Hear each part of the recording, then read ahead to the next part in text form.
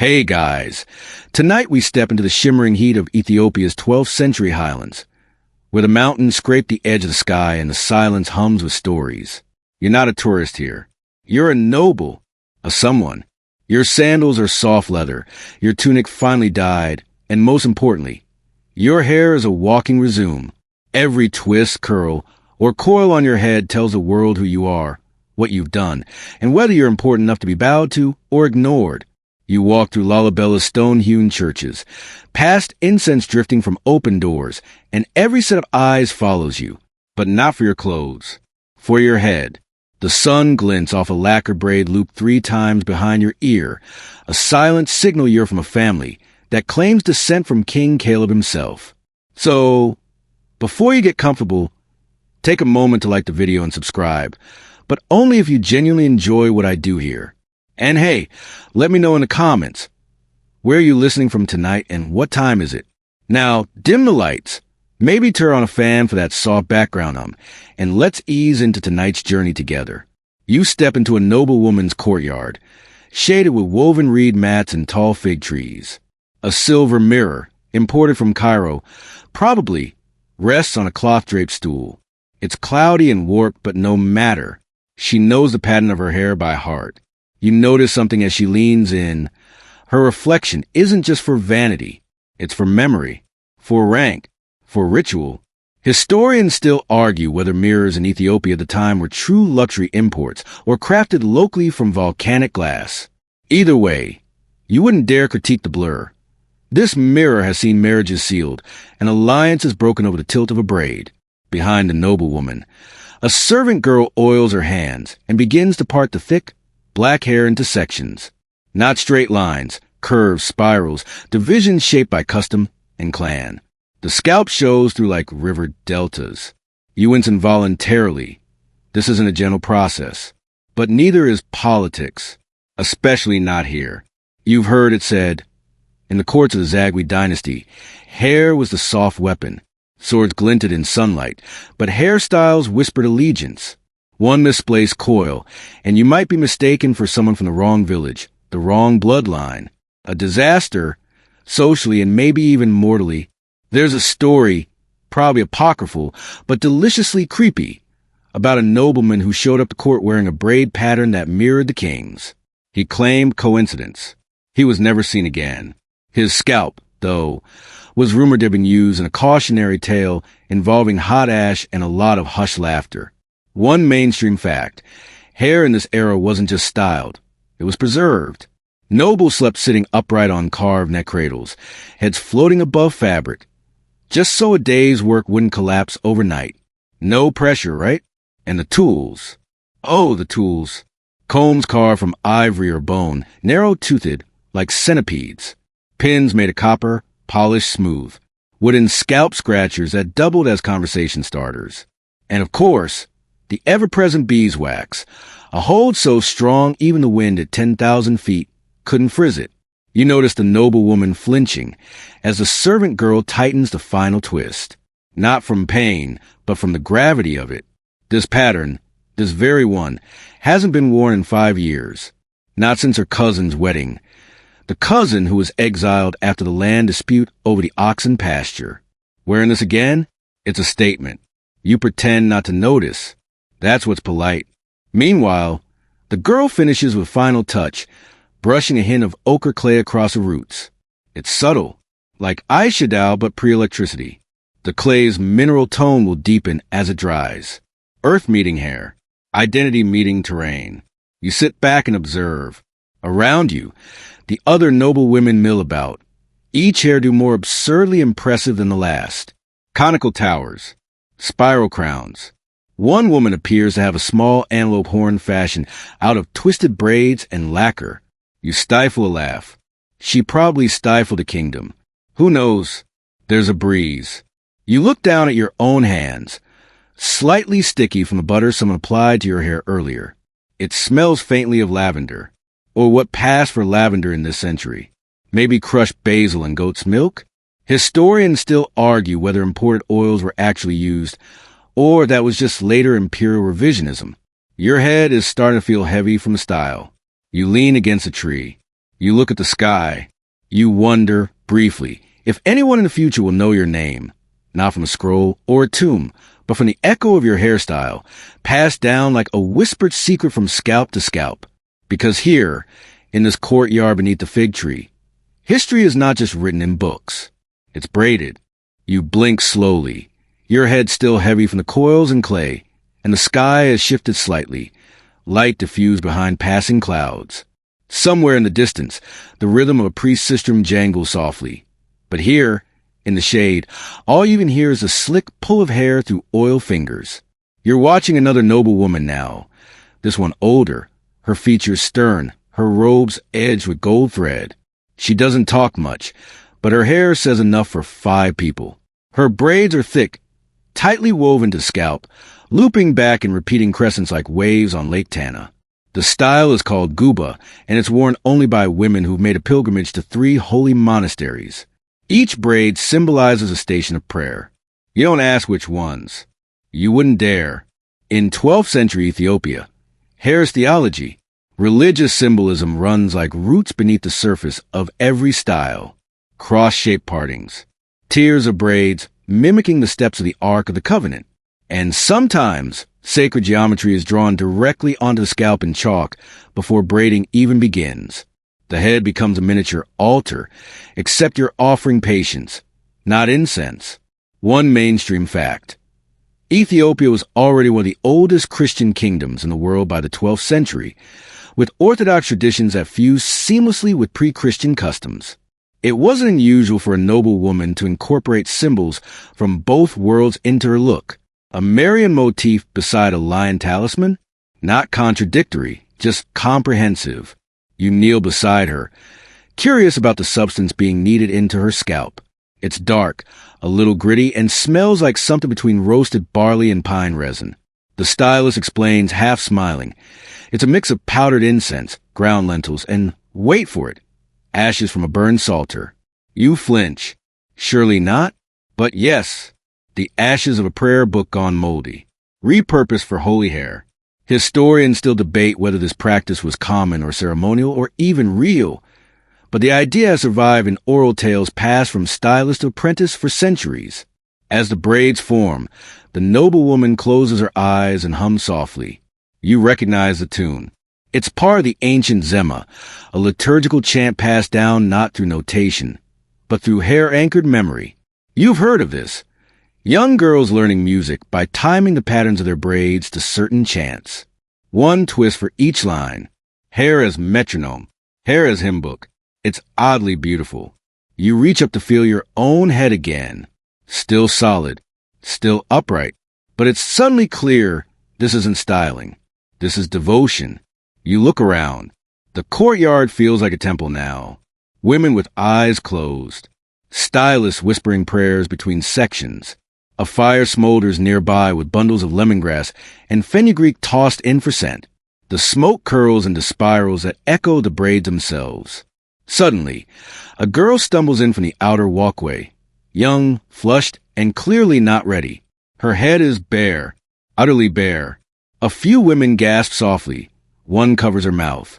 The girl drops to her knees, apologizing, stammering something about a purification ritual gone wrong. A dispute over herbs, a missing comb. You don't catch all the words, but you feel the ripple. In this world, appearing unbraided is like showing up to a cathedral in rags. It's exposure. It's vulnerability. It's sacrilege, almost. One of the stylists moves to her, places a hand on her shoulder, and begins to smooth her hair. No one scolds her. Not out loud, but there's a quiet understanding. This girl needs reweaving spiritually and socially. You turn your gaze, giving her privacy. And then a memory comes, faint, unprovable, but insistent. A tale of a queen who once exiled herself after a lice outbreak ruined her ceremonial hairstyle. Rather than be seen with her braids undone, she fled to a cave for 7 months until her hair grew long enough to try again. You laugh softly. Maybe it's fiction. Maybe it's cautionary. Either way, no one's laughing here. The older noblewoman's hair is nearly done. The final step is a ceremonial tying. 2 strands bound together with silk thread dyed in ochre. It's not for function. It's for symbolism, unity, renewal, the never-ending cycle. It makes you think about how the average Western hairstyle today lasts, what, a week, a day? Here, a style could mark a season, a pilgrimage, a death. It could last as long as a vow. You close your eyes again, just for a moment, and when you open them, the woman with the guba braids is lighting incense. She nods once toward the altar space, barely more than a stone shelf, but you understand this is a blessing, not just of the hair, of memory, of meaning, of identity, layered like coils, rising like a crown. You stir again, gently, slowly, the way one does when a breeze carries the scent of something both familiar and strange. Butter, mostly, rich and spiced, warmed by the sun, but also the dry, earthy note of frankincense. And somewhere behind it all, the sharper scent of charcoal. You're watching a young noble woman now, one who doesn't smile much. Her features are elegant, her movements deliberate. When she enters a room, she doesn't walk, she arrives. But it's her hair that truly speaks for her. This is a 3-day hair code, a style as strategic as any treaty. The process begins, predictably, on day 1, with a deep cleanse, ashes and crushed leaves, worked into the scalp with fingers stained from cloves. Her hair is thick, coiled, impossibly long, and the stylist starts with a map. Literally. She draws it on papyrus, a head diagram, and the noble woman approves it like a queen reviewing a battle plan, because that's exactly what it is. Historians agree that 12th century Ethiopian noble women frequently use their hairstyles to signal not just rank or clan, but highly specific status. Marital availability, recent losses, fertility intentions, even religious fasting. Hairstyles were living documents. And this style? It's 3 days long for a reason. Each day adds a new layer. Today, you watch as the base braids are laid down. Thick cornrows looped into spirals over the ears, signifying youth and prosperity. They're symmetrical, which is important. Asymmetry, in this context, might suggest instability or mourning. Tomorrow, you're told, they'll apply butter infused with tamarind to soften and bind. On the final day, the coils will be threaded through with golden silk. Threads dyed using marigold pollen and crushed pomegranate skin. The color alone tells you she's engaged to a family of merchants with access to foreign dye routes. Impressive. Dangerous. She sits still as the stylist pulls and weaves. No wincing. This isn't her first time. You lean closer. Her scalp is dotted with faint geometric tattoos, more common than you'd think among the noble classes. Each symbol marks a rite of passage. Her first fast, her father's death, her lunar naming ceremony. You don't stare. You wouldn't dare. Here's something quirky. There's a tiny bronze bell tied into one braid at the nape of her neck. You blink, thinking it's an ornament. But no, the stylist tells you it's a superstition. The bell wards off jealous spirits and possibly nosy relatives. Apparently, it jingles every time someone gossips about her within earshot. She insists it works. Her mother watches nearby, arms crossed, holding a small box carved from olive wood. Inside are amulets, blessed by 3 monks, and a dried bundle of sorghum leaves. For luck, she says softly, and volume. Because yes, volume matters. A full, rounded braid implies prosperity. Thin hair? That's not just a beauty concern. It's a social liability. Rumors could fly. Illness? Infertility? Too many sorrowful fasts? Historians still argue whether noble families in this period manipulated hairstyles to appear healthier or more prosperous than they actually were. Some say buttered wigs were used. Others insist the effect was natural. Either way, illusion was part of the art. The woman turns slightly as the stylist adjusts the coils near her temples. You see now how the pattern creates an intentional parting down the middle, a symbol of balance. One side for her father's clan, the other for her mother's. She's literally wearing her bloodline. And if she were to unbraid it, that too would speak. In this culture, loosening a noble hairstyle in public was an act of social defiance. Or worse, a ritual of mourning. To see unbraided hair is to witness something raw, sacred, unfiltered. Suddenly, she sneezes. Everyone freezes. The stylist steps back. Did the clay bother you? She asks. No, the noblewoman answers. Someone must be thinking ill of me. They laugh, but it's half serious. There's an old belief here. When someone speaks your name with jealousy, your scalp tingles, itches, acts up. Your hair knows before your heart does. You sit back again, absorbing the details, the process, the stakes. This isn't about beauty. It never was. It's about visibility, how much you choose to show and to whom. There's something almost mathematical about it all. Sections divided, twists aligned, oils measured in careful drops. And each part tells its own story. The curve behind the ear? That means she's loyal. The braid that dips lower on the left? That's her mourning braid. Her grandmother passed last winter. You realize suddenly, to someone fluent in this language, she's not just wearing a style. She's speaking. And you? You're still learning the vocabulary. The stylist begins humming, and the noblewoman closes her eyes.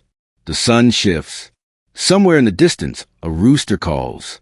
The bell at the base of her braid jingles faintly in the breeze. You listen. Maybe it's a warning. Maybe it's a whisper. But either way, the hair is watching. You're starting to feel the rhythm now.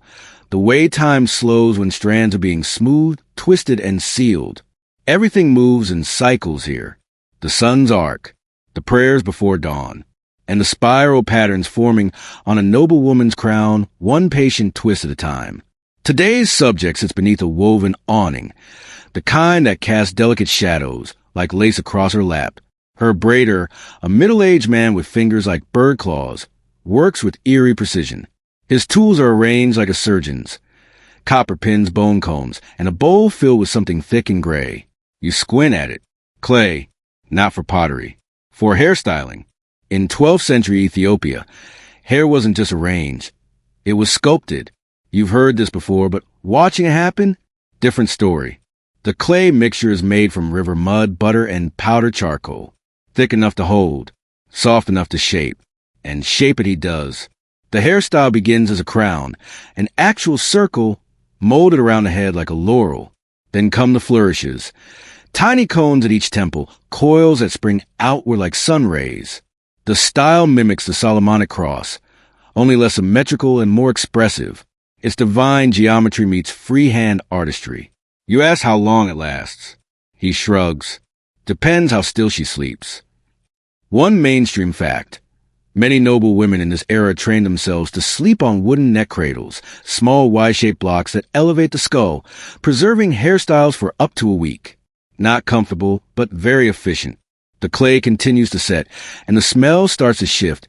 Smokier now, earthy, not unpleasant, but primal. You realize that this woman is walking art. And not just any art, mobile, perishable art. Her style will last 5 days. Maybe 6 if the weather's dry. And here's the kicker. No one else is allowed to wear it. This exact pattern, this precise set of flourishes, was granted to her family by a past emperor after a military alliance sealed with intermarriage. Wearing it without permission? Social suicide. Historians still debate the enforcement of hairstyle exclusivity. Some say violators were shunned. Others claim fines, or even forced shavings in public squares. Either way, it wasn't just a faux pas. It was a political offense. You lean closer. There are details here you missed. Tiny beads embedded in the clay. Dots of red pigment traced along the partings. You ask the stylist what they mean. Family history, he says simply. The beads represent victories. The pigment marks bloodline. The placement of each one is dictated by oral genealogy. This woman is wearing 5 generations on her head, and you still forget where you left your sandals yesterday. She adjusts the collar of her robe and closes her eyes, letting the clay dry beneath the noonday sun. Someone fans her lazily with a palm frond, careful not to disturb the drying coils. Then you notice something unusual. She's wearing a net, not over her hair, under it. A delicate net of woven silver, barely visible through the clay and coils. You ask, softly, what it's for. The stylist leans in, voice hushed, to confuse spirits. You blink. Yes, according to certain local beliefs, evil spirits enter through the scalp and nest in the hair. sowing illness or misfortune.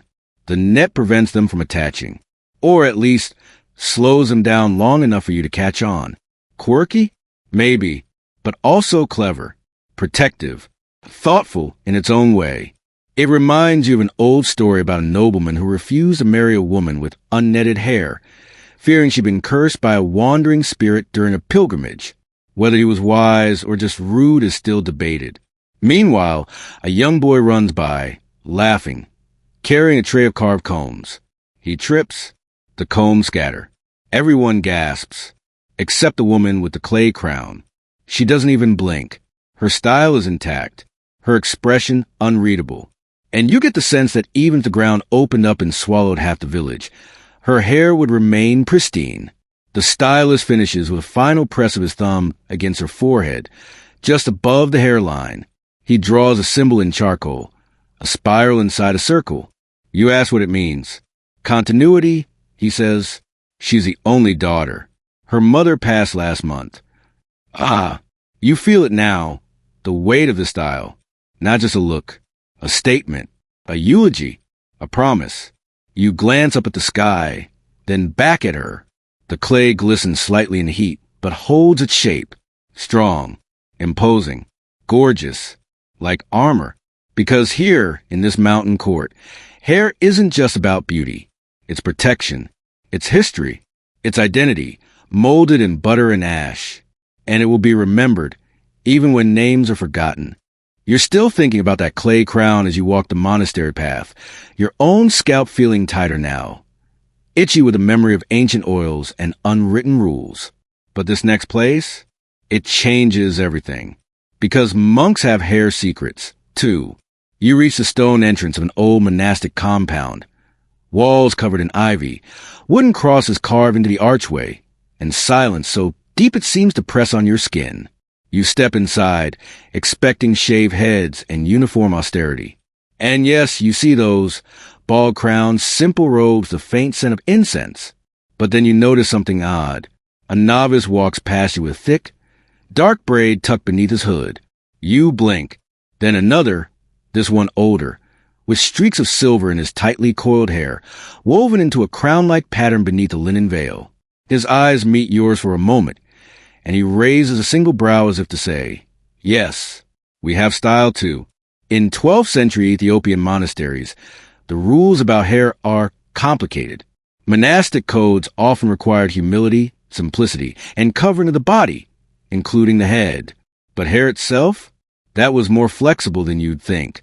Historians still debate whether certain monasteries allowed spiritual hairstyles, styles that symbolize devotion, penance, or specific prayer roles within the brotherhood. Here's a mainstream fact. Some monks were also scribes, spending days hunched over parchment, copying psalms. To keep the hair from falling into the ink or catching fire from oil lamps, they developed specialized braids, tight, coiled, and tucked at the crown, functional and holy. The original multitasking man bun. You follow a monk down a quiet corridor lined with cracked frescoes, scenes of saints and angels, all with oddly detailed hair. And then you're in a scriptorium, a high-ceiling room filled with dust and murmurs. In the corner, a young man kneels beside a basin, dipping his fingers in the butter and rubbing it through his scalp in silence. Another monk is twisting his hair back into a spiral coil, not decorative, but reverent. The older brother supervising them watches with a kind of quiet amusement. You can tell who fasts properly by the condition of their hair, he murmurs. Dry scalp means spiritual dryness. You assume he's joking, but no one laughs. There's even a saying he tells you, passed down from monk to monk, a smooth braid is a smooth conscience. Quirky? Sure, but it makes you look at them differently. These aren't just pious ascetics in itchy robes. They're men who carry an entire theology in how they twist a lock of hair behind the ear. One monk invites you to examine his veil. You hesitate, unsure this feels like a sacred boundary, but he nods. Beneath it, you glimpse the most intricate scalp tattoo yet. A small cross formed by 4 braids converging at the crown. The style is known as Netsi Meskel, the cross of the cross. You can't help but ask, isn't vanity discouraged here? He shrugs. It's not vanity if no one sees it. Only God and my conscience. Fair enough. Historians still argue whether such hidden hairstyles were widely practiced or limited to certain orders. Some sources describe strict shaving. Others tell monastic braiders with reputations more precise than the best court stylists. Outside, you pass a small vegetable garden where another monk is collecting herbs. His head is completely shaved, but at his belt hangs a comb, a ceremonial one, carved from olive wood. He sees you looking. "For guests," he says, smiling. Some truths aren't written in books. You sit for a while beneath a fig tree, watching shadows stretch across the monastery walls. A bird calls. A breeze rolls in. And for the first time all day, no one is being braided or buttered, but you can still feel it, the memory of it. Because even here, in this place of silence, hair speaks, in twists unseen, in sacred patterns hidden beneath linen, in the quiet resistance of monks who carry their prayers not only in psalms, but in the scalp. You leave the monastery with your head buzzing, not from the butter or the incense, but from the realization that hair isn't ever just hair in this world. It's politics. It's memory. It's layered like scripture and sharper than any blade. Speaking of blades, you're back in the royal compound now. The mood is electric. Something's about to happen. Servants hustle like ants preparing a feast.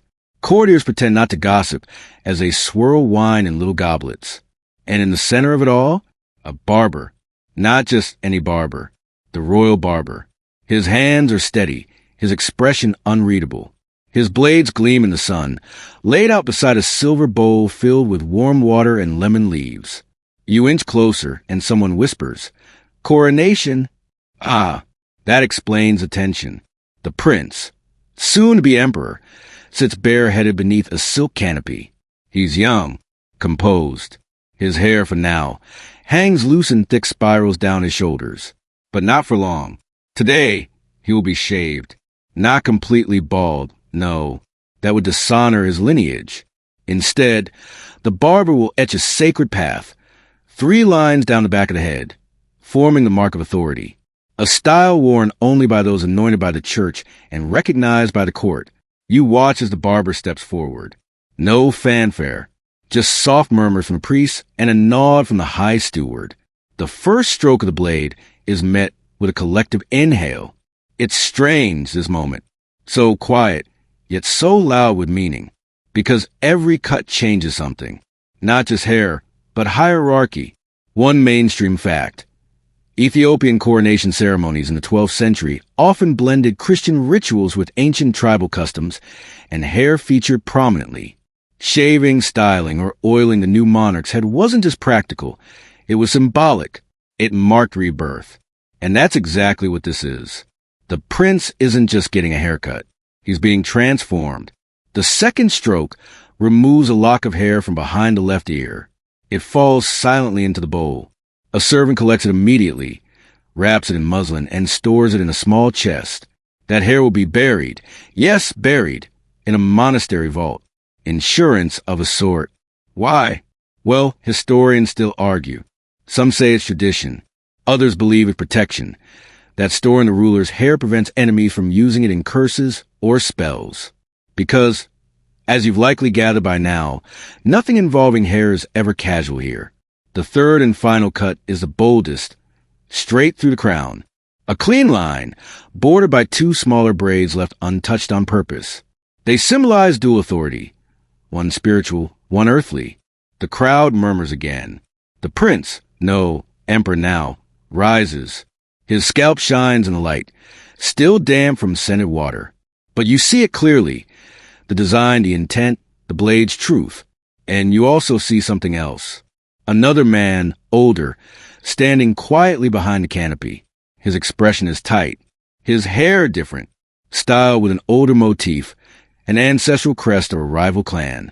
You wonder if anyone else notices. You bet someone does. That's the thing about hair in this place. It whispers louder than a trumpet. Later, during the feast, you hear of a subtle insult delivered through a ceremonial braid. A noble woman wore her coils 1 loop tighter than the empress, a statement of audacious closeness in rank. Scandalous, petty, delicious, and so very dangerous. Hair toss politics, they call it. The kind where a simple tilt of the head, a flash of a parting, or a missing bead can spiral into whispered threats or sudden banishment. There's a story passed among court attendants of a nobleman who braided in goat sinew dyed black, mimicking a royal weave on purpose. When questioned, he claimed it was coincidence.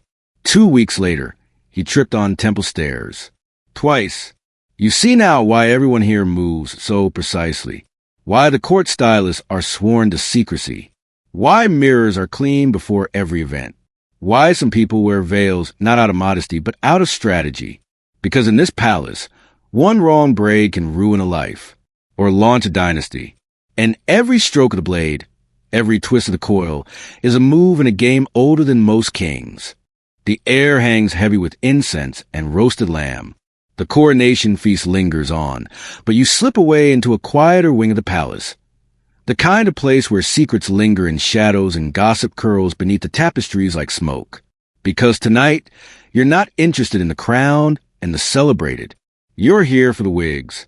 Yes, wigs. Hidden, secret, silken things that sit in carved cedar boxes and say far more than any royal decree.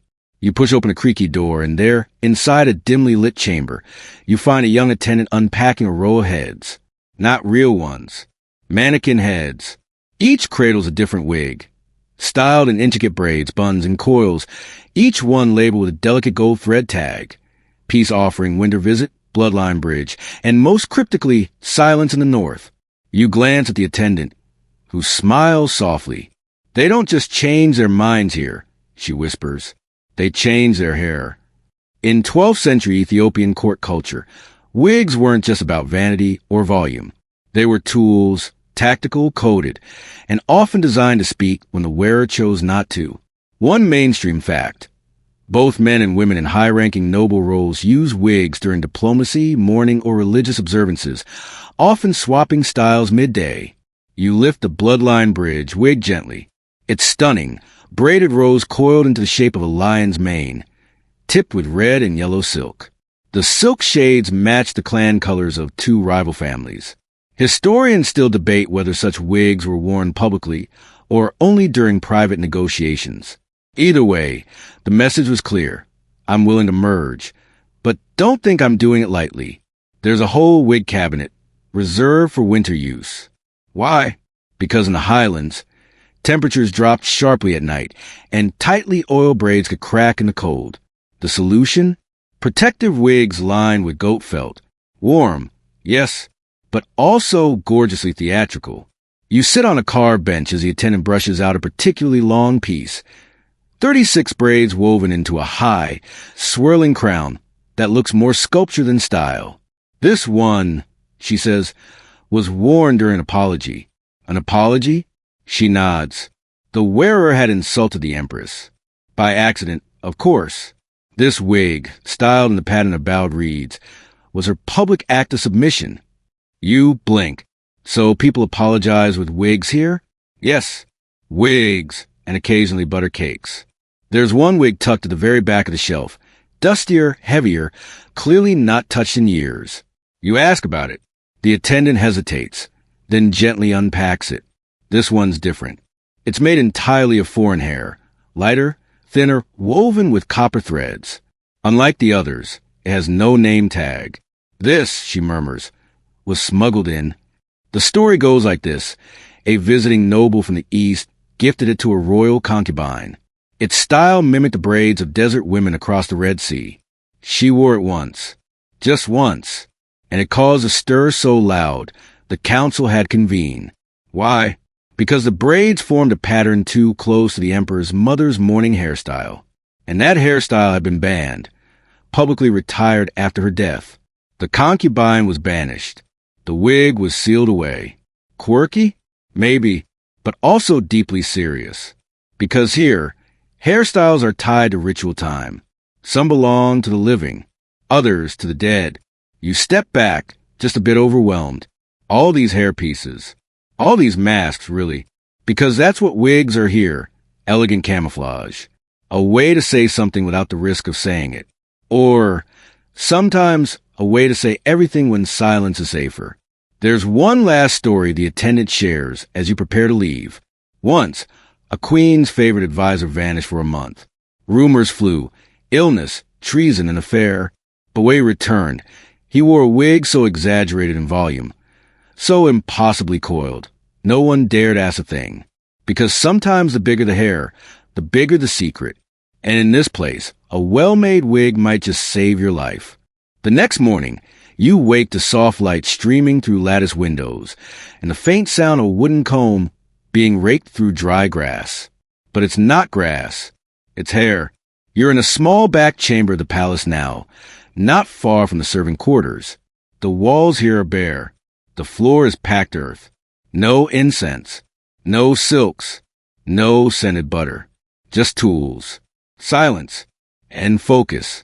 And in the middle of it all is a boy, no more than 12, kneeling beside a worn bench, his hands trembling slightly as he works a braid into place. He's a hairdresser's apprentice. And today, he's being tested, not on how well he braids. He's already done a full crown pattern in under 20 minutes. No, today's test is subtler. He must document.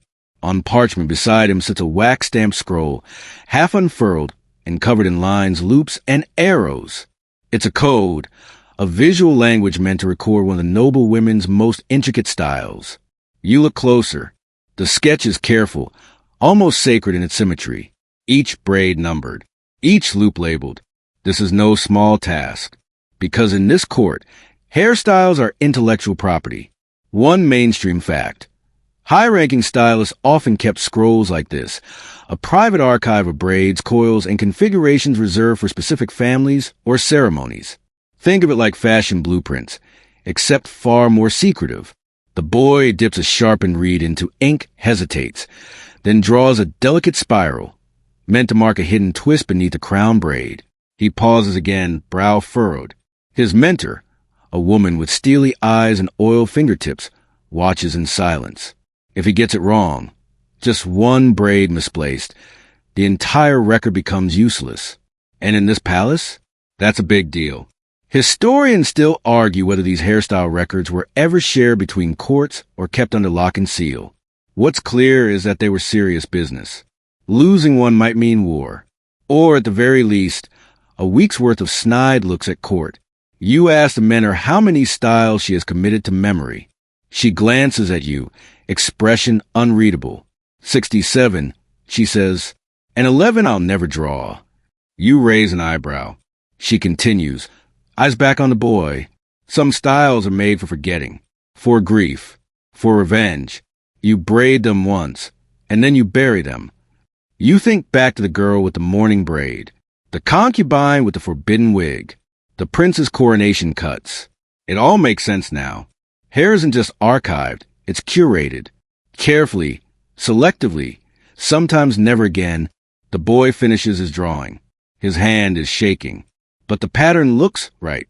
His mentor takes a scroll, holds it to the light, and nods once. No applause, no smile, just a faint tap on the shoulder. Keep the stylus, she says. Next time, do it from memory. He looks stunned. You look impressed. And then she turns to you, offering a small wooden tablet. On it is a sketch of something different, an unfinished style. You recognize the base. Cornrows arcing into a spiral topknot.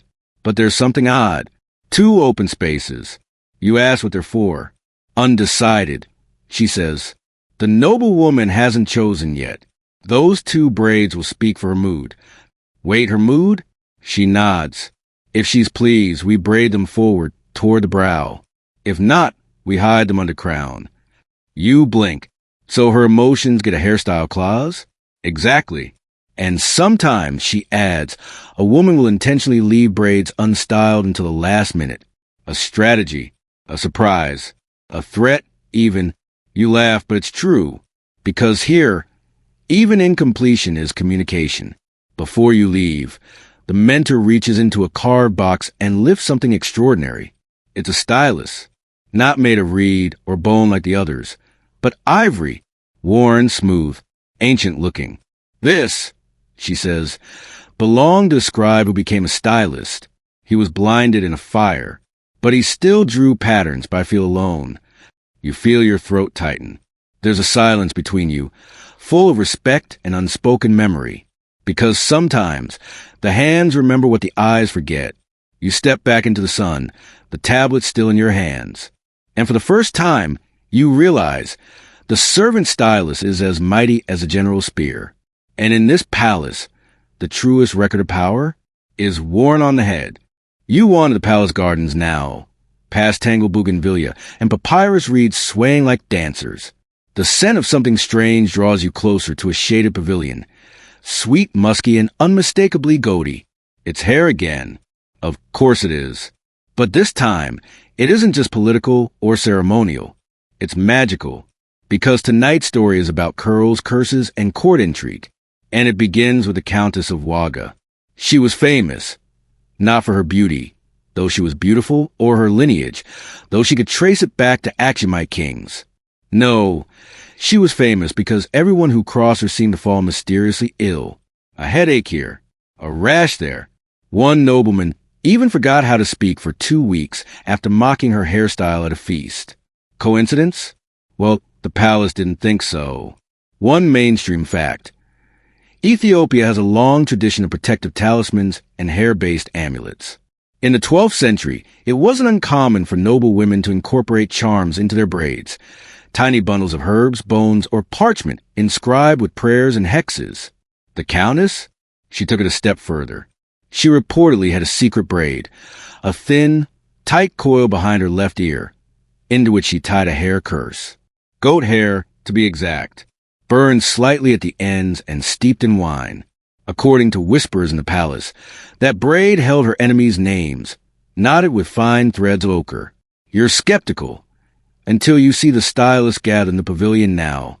They're talking in low voices, passing around a braid template etched into clay. You catch only fragments. Braid of silence, left side placement. Don't ever pair it with rose oil. You sit quietly, pretending to study the flowering vines, but your ears are wide open. One stylist, the oldest among them, begins recounting the story of the Countess's final feast. She arrived wearing her signature high coils, but this time she'd added a new braid pattern. 6 spirals, each tipped with a bead carved from bone. The emperor's cousin fainted halfway through dinner. The head priest spilled wine on himself and couldn't remember the psalm for grace. The courtiers? Silent, watching, waiting. Historians still argue whether the countess actually cursed anyone or simply weaponized suggestion, a sort of psychological styling warfare. After all, if people believe your braids are magic, they act accordingly. And let's be honest, if someone braided your name into a goat hair bundle and smiled across the table at you, wouldn't you start sweating? The stylists laugh, but it's nervous laughter. Because here's the thing, the countess disappeared shortly after that feast. No exile, no funeral, no confirmed sightings. Just gone, her chamber locked, her wig stand undisturbed. Only her mirror was found, cracked down the middle. There's a superstition tied to that. A cracked mirror after a hair ritual means unfinished business. Spirits left waiting, intentions unanswered. One of the stylists, a younger man with wide eyes, says he once met a traveler who claimed the countess lived on, disguised as a village herbalist, braiding curses into farmers' daughters and weaving goat skins into wedding veils. You're about to laugh, but something stops you, because there's an old lock of hair pinned to the wall of the pavilion, curled, charred at the tip, wrapped in silk thread. No label. Just there. You look around. No one else seems to notice. Or they pretend not to. And just then, the wind picks up, rustling the vines and lifting the edge of your robe. The scent of the goat hair, faint and fermented, brushes your nose. And you wonder, was it magic? Or just another kind of power? After all, in a palace where alliances shift like sand and braid speak louder than decrees, wouldn't you want something hidden in your hair? Even if only as insurance. Because in this world, even a curl can curse. And beauty is never just skin deep. You leave the pavilion slowly, the air still thick with that strange mingling of sweet and sour, scented oils and whispers of goat hair, curses clinging to your sleeves. You shake it off as you walk, but something else pulls your attention now. A noble woman glides past, her posture rigid, her chin high, but it's not her expression that makes you stop. It's the smell. Butter. But not just butter. Perfumed butter. Your nose twitches, catching layers. Spiced cardamom, maybe clove, definitely crushed marula. It's rich and complex, the kind of scent that doesn't cling by accident. And it's coming from her hair. In this court, your aroma is part of your appearance. And your hair, it's the diffuser. One mainstream fact. Ethiopian nobles in the 12th century used butter as both hair treatment and olfactory signature. The butter was often infused with herbs, flowers, resins, each combination indicating mood, occasion, or clan. Think of it as pre-modern perfume, applied not to the wrists but the roots. You follow the scent as discreetly as possible. It leads you to a tended courtyard where a group of noble women sit in a circle, each having her hair re-oiled and her scent refreshed. One has cinnamon layered over tamarind. Another, basil and dried orange peel. A third uses frankincense, intense, heavy, almost monastic. Their stylists aren't just mixing fragrances. They're translating emotions. The basil-haired woman whispers, she'll be seeing an old flame at tonight's feast. The stylist nods and dabs a little extra oil behind her ear. You smirk. Meanwhile, the cinnamon lady insists hers be toned down. She doesn't want to seem too available. The stylist offers a touch of ash leaf for balance. Perfect. And then there's the woman with frankincense. You think she might be grieving, or angry, or both.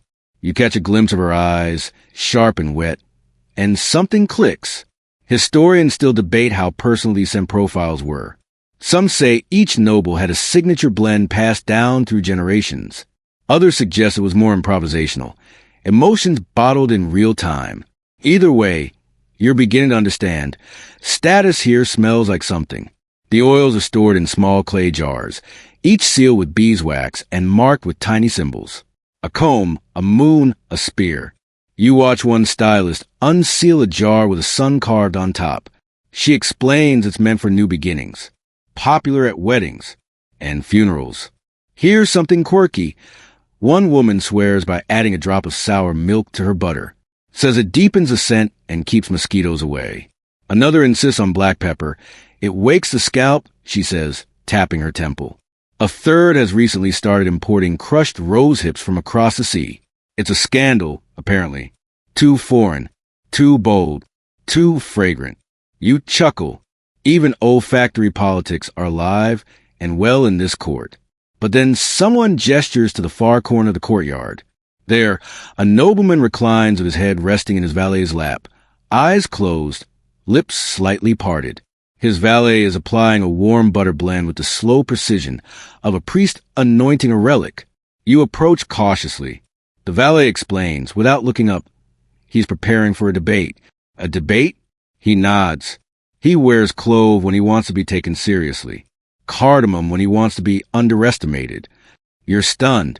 This man is literally scent coding his argument. And what's today? The valet shrugs. He mixed both. Smart. The scent, you notice now, is doing something strange. It lingers.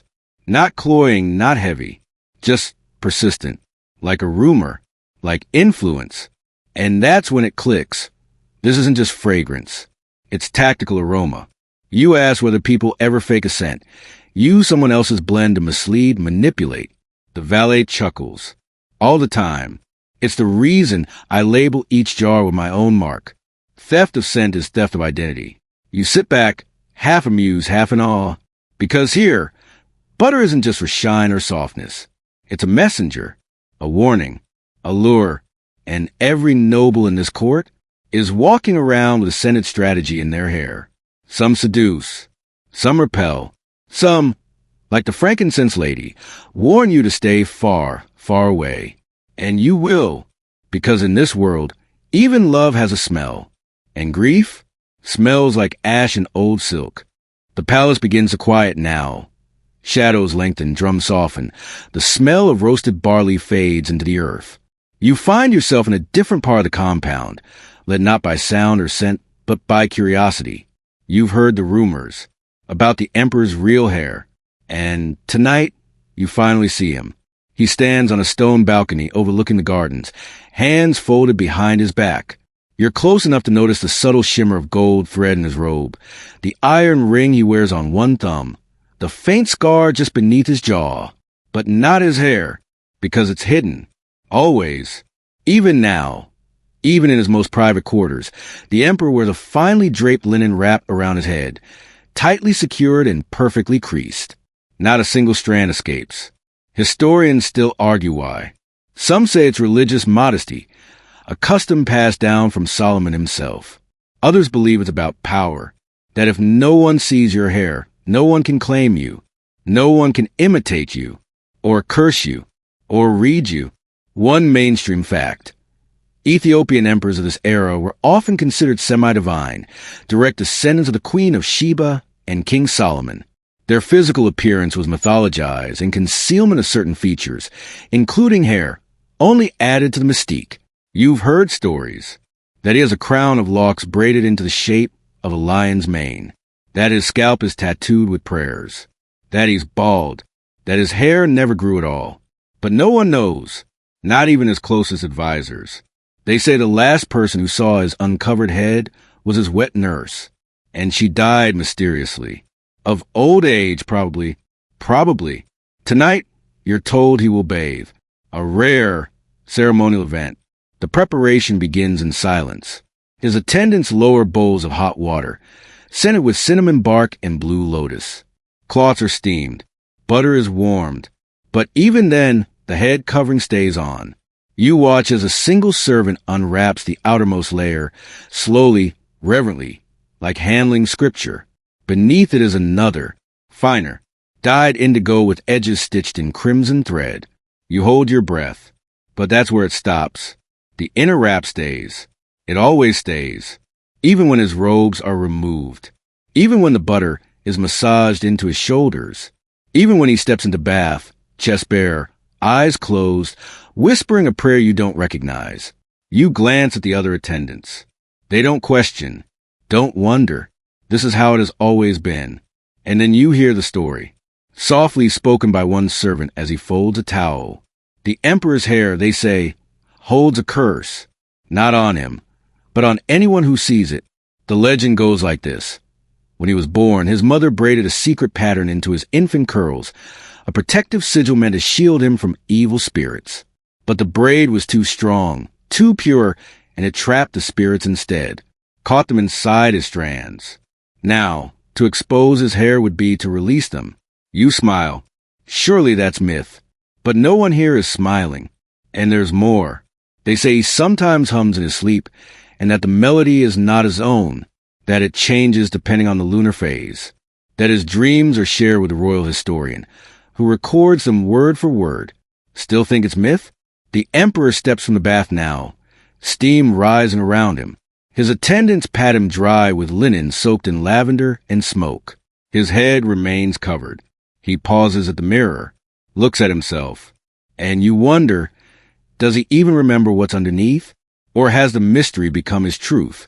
One attendant combs the edges of his wrap with a thin ivory pick, just enough to suggest fullness beneath. The emperor nods, approves, turns, and just before he leaves the room, he glances in your direction. It's not a command, not a threat, but something in his gaze says clearly, you don't need to know, because here, knowledge is power, and some power must be veiled, especially the kind that grows from your own scalp. Later that night, long after the emperor has vanished behind layers of linen and secrecy, you follow the sound of laughter and music into the outer courtyards. A feast is underway, tables groaning under spice meats, honey flatbreads, and jugs of TJ. Somewhere, someone's dancing badly. The nobles, as always, pretend not to notice. You settle beneath a fig tree, grateful for the breeze. But your rest is short-lived, because the woman beside you, her hair is on fire. Not metaphorically, literally. It starts small, a stray spark from a torch, a hiss of oil butter, the sickening hoof of flame. For 1 second, time halts, and then chaos. The woman screams. Nobles scatter. 2 attendants dive forward, slapping at her head with woolen wraps. The scent of burnt butter fills the air, sweet, smoky, Horrible. Someone finally dumps a jug of water on her, dousing the flame. Silence. She stands, dripping, shaking, her once elaborate hairstyle now a collapsed mass of charred curls and shame. Her lip trembles. Not from pain, from humiliation. Because here, this isn't just a hair emergency. It's a scandal. One mainstream fact. Ethiopian noble hairstyles of the time often use flammable ingredients, oils, perfumes, even beeswax. Combined with fire-lit banquets in close quarters, accidents like this weren't unheard of, but they were disastrous. The stylists rush in, whispering rapidly, examining the damage. The hairpiece is ruined. Worse, it was styled to signify her readiness for a political marriage proposal. And now, she looks like she was excommunicated by lightning. The noble woman wraps a shawl around her head and flees into the shadows. And suddenly, everyone has opinions. Some say it was sabotage. An enemy clan's torchbearer walked just a little too close. Others whisper that she'd worn a banned fragrance, that the spirits took offense. That fire is how they warn those who speak too boldly. Historians still debate whether such accidents were ever staged. Fake burns, convenient sparks, political hair arson. It sounds absurd until you remember the concubine exiled for a wig, the prince nearly assassinated over a parting, the servant stylist locked away for drawing a forbidden braid. Hair here isn't just vanity. It's volatile. And fire? Fire is a critic with no patience. The feast stumbles forward. Musicians resume with forced cheer. But the tension is thick as butter. A nobleman with eagle feather braids mutters that this is why his family switched to powdered clay styles. Safer, he grunts. And spirits hate the taste of ash. You're about to ask what he means when another story surfaces, drifting in on the murmurs like smoke. Once, during a New Year's banquet, a woman's hair caught flame just as her rival stood to give a toast. They said the flames formed a spiral, an omen. That night, the rival miscarried. Coincidence? Or cosmic punishment? You don't know, but tonight's fire has people spooked. Some begin checking their styles, rebuttering, rearranging veils. One noble actually licks her finger and dabs her temple, just in case. Another pulls out a tiny silver comb shaped like a fish. It's rumored to be fireproof. Her stylist scoffs. And through it all, stylists are muttering new rules. No open flames near crown braids. Perfume butter only on outer coils. Emergency water basins within 6 strides of any noble head. You sit back, shaken and fascinated, because tonight, hair lost its cool. It panicked. It blazed. It betrayed. And in a world where hair tells everything, this fire just burned 1,000 silent stories into the palace walls. The noble woman won't return tonight. Maybe not tomorrow either. But when she does, her new hairstyle will say more than words ever could. And you'll know exactly what to look for. Shortened coils, scar-hiding patterns, a defiant twist near the temple. Because in this world, recovery is braided in public. And shame? Shame wears a crown of ash. Mourning again, but this time the palace is buzzing for an entirely different reason. A caravan has arrived. Silk banners flap in the breeze. Donkeys stamped with foreign marks are being led through the gates, and nobles lean from balconies to watch the procession snake its way toward the receiving hall. At its center, a stranger, and not just any stranger. He rides tall on a gray horse, his robe edged in copper, his bearing calm and deliberate. But it's his hair that stops the court in its tracks. Braided copper wire, wound through thick black curls, beads the color of storm clouds.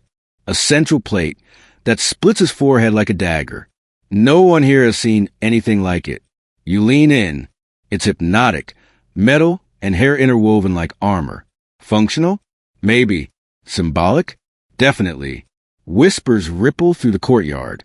Is he a prince? Or a spy? Or worse, a prophet? One mainstream fact. During the 12th century, Ethiopia maintained limited but strategic contact with trade caravans from Nubia, Arabia, and even as far as the Indus Valley. Foreign dignitaries brought textiles, spices, and sometimes hair rituals that baffled and intrigued the court. This stranger's hair seems to tell a story, but no one's sure how to read it. One stylist guesses it's a mourning style, meant to trap grief in the coils. Another suggests it's a war braid, each twist a battle survived. Someone else claims the copper was blessed by fire priests, giving the wearer protection from both arrows and betrayal. The emperor has been alerted. You're ushered into the throne chamber, along with the other curious nobles. The room hushes as the stranger bows low, offering gifts of carved bone and rare dyes. But still, everyone stares at the hair. Even the emperor's linen-wrapped head tilts slightly, intrigued. The stranger speaks softly through a translator. His name is Halleck. He brings messages of goodwill from his people. He comes in peace. He seeks alliance. But when the high steward asks about the braids, Halleck smiles faintly. They are old, he says. Older than any of us. And that's it. No explanation, which only makes it worse.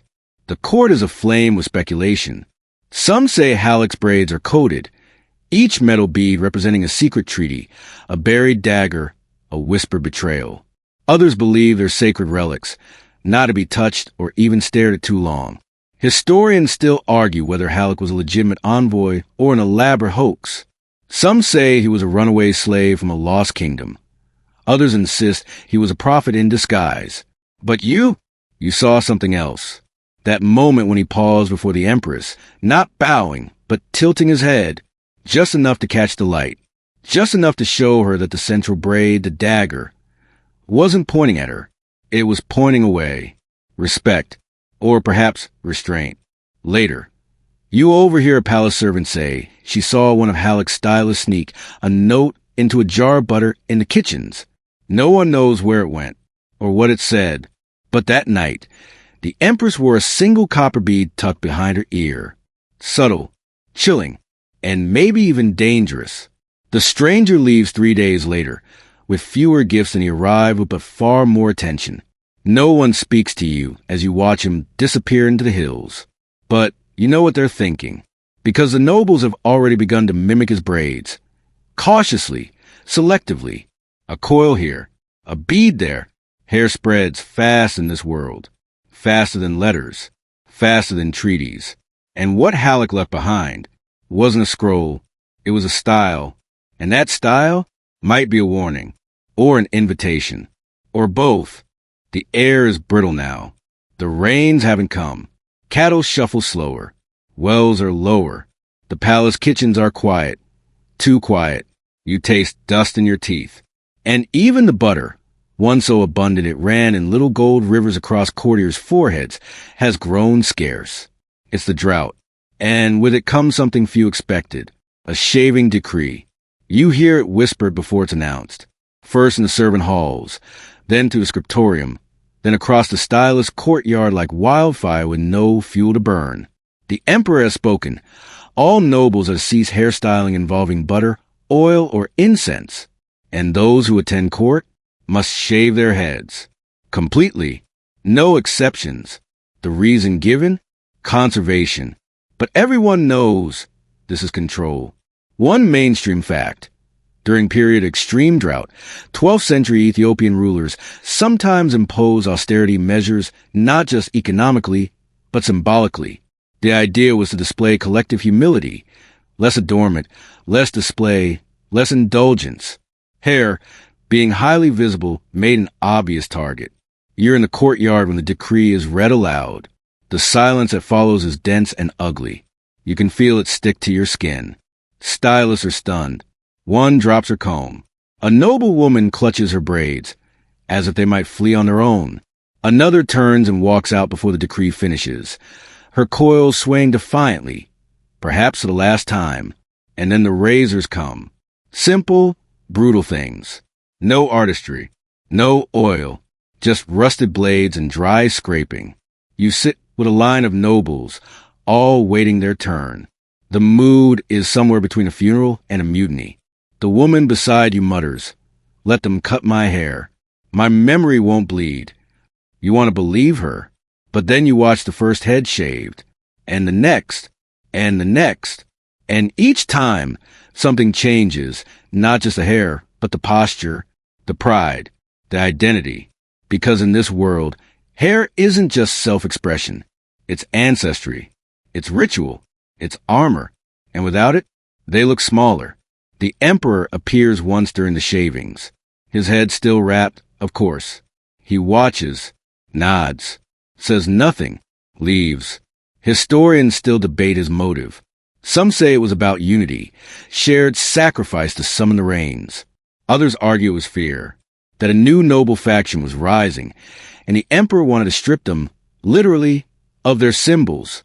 But the stylists, they know the truth, because late at night, they gather in secret, not to braid, to remember. One stylist begins sketching forgotten patterns in ash on the floor. Another whispers braid sequences as though praying. And a third takes out a tiny lock of hair, her own, preserved in beeswax, hidden from the decree, a rebellion the size of a fingernail. Then word arrives. A nobleman, one of the emperor's cousins, refused the decree, fled the palace with his household, his hair uncut. He's rumored to be hiding in the hills, styling his braids with wild honey and river clay. A resistance of style, a revolution in roots, and something stirs. You see nobles wearing thread across their scalps. No hair, but patterns stitched directly onto skin with colored silk. Others rub clay into their bare heads in spiral patterns. They may be shaved, but they are not silent. One night, you pass a temple wall and see a carving, freshly made, still sharp. It shows a woman bald-headed but smiling. In her hand, a braid made of flame. Maybe it's new, maybe it's ancient, but either way, it means something has shifted. Because even when the butter is gone, the oil has dried, the mirrors are covered, the spirit of the braid remains, waiting. The rains finally come, but not all at once. Just a single thunderclap at first, low, uncertain, like the sky clearing its throat. Then another, and then, all at once, water crashes down on the palace roof, hammering the tiles, spilling into courtyard gutters, soaking the parched earth like an apology. You wake to the sound of stylists weeping, not out of fear, out of relief. The butter returns. The incense is unwrapped. And from every corner of the palace, noble women emerge in their veils like spring flowers pushing through clay, their shaved scalps now dotted with new growth, fine as thread, soft as memory. You see the empress first. She walks barefoot across the palace terrace, her hair untouched, still short, but adorned with a single braid curled behind her ear and fastened with a silver bead. The drought is over, but the story it told? Still growing. That's when you find yourself in a familiar room, dimly lit, warm with the smell of cinnamon butter and polished wood. It's the old mirror room, the one from the beginning. Only now, the mirror has been repaired, no longer cloudy, still warped, but in a way that feels earned. You sit, you watch, and in the reflection, someone new appears. A young girl, not a noble, not a servant, just a child, maybe 7 or 8, hair still being parted into its first ceremonial braid. Her mother is there, guiding the stylist, humming a lullaby older than the emperor's dynasty. It's called the memory braid. You lean in listening. Each twist is paired with a story. A great-grandmother who fasted for 7 days. An aunt who once out-argued a bishop. A cousin who danced so hard her beads flew off in every direction. A tragedy. A celebration. A hope. One mainstream fact. Many Ethiopian families, especially noble ones, marked a child's 7th year with commemorative hairstyle, believed to lock in memory, to set their identity like a seal pressed into wax. The stylist asked the girl, "Where do you want your spiral?" She pauses, thinks, then points to the back of her head. "So I can't see it," she says, "but everyone else can." Smart girl. Outside, the rain slows to a drizzle. A breeze rustles the vines. Somewhere, a drum taps out a lazy rhythm, and the scent of baked barley drifts through an open window. The girl's hair is done now. The braid is tight, centered, beautiful. She smiles, not into the mirror, but at her mother. And in that moment, it all clicks. This culture, this court, this empire, it's built not just on stone and script and sword, but on hair. Hair that holds stories. Hair that carries memory. Hair that survived drought, fire, curses, coronations, and politics, and still grows back. You close your eyes for a moment, The sound of the stylus comb tapping against the bowl, lulling you towards sleep. You hear someone whisper something soft and ancient in Guizi, maybe a prayer, or maybe just a blessing. And just before the world slips into quiet, you see her reflection again. The girl, still smiling, still crowned, still remembered. Let your breath slow now. Let the weight of these stories settle like dust in a sunbeam. Let the echo of combs and braids and whispered lullabies slip into the hush of your room. You've traveled far, across dry mountains, inside silk-draped courts, through storms and silence and soft-spoken revolutions. And you're still here.